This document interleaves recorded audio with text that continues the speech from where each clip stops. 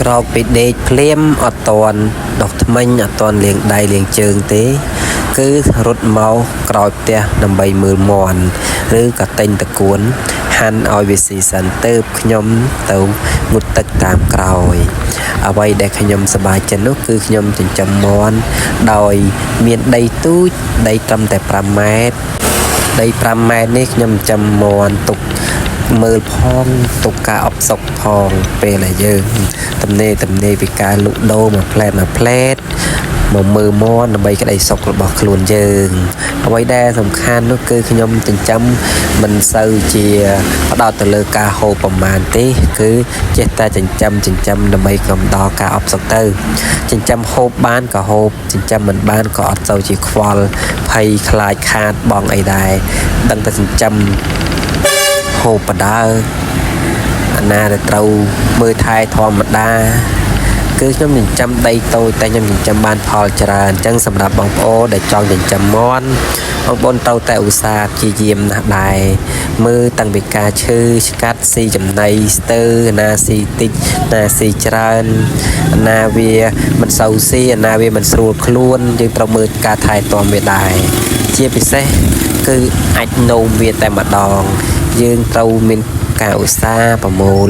វាទុកឬក៏យើងកប់ឲ្យស្អាតបាតដើម្បីមាន់មានសុខភាពល្អបងប្អូនដូចគឺក្នុងវីដេអូនឹងហើយមាន់ខ្ញុំចិញ្ចឹមបើសិនជាដីធំខ្ញុំចិញ្ចឹមមិនងាយងាប់ទេមាន់គឺដីខ្ញុំត្រឹមតែ5ម៉ែត្រ4ជ្រុងឯងបងប្អូនមើលចិញ្ចឹមមាន់គឺបានច្រើនគួរសមណាស់ដែរសម្រាប់បងប្អូនដែលចង់ចិញ្ចឹមមាន់កុំភ្លេចមើលវីដេអូនេះរហូតដល់ចប់បងប្អូនព្រឹកឡើងពេលខ្លះខ្ញុំឲ្យស៊ីតកួនមួយថ្ងៃឬក៏មក2ថ្ងៃម្ដង3ថ្ងៃម្ដងតាមការនឹកឃើញរបស់ខ្ញុំយកមកមានអីមានតែលាយជាមួយស្រូវឬក៏ហាន់តែតកួនសុទ្ធឲ្យវាស៊ីក៏បានឲ្យតែមានធម្មជាតិចូលខ្លះលាយផ្សំជាមួយនឹងចំណីយើងទិញខាងក្រៅខ្លះមកស្រូវខ្លះអង្ករត្រាំខ្លះមកដើម្បីឲ្យមាន់ស៊ីមានសាច់មានសុខភាពល្អសាច់ឆ្ងាញ់នៅពេលដែលយើងហូបបរិភោគវាបើសិនជាយើងដាក់តែចំណីសុទ្ធ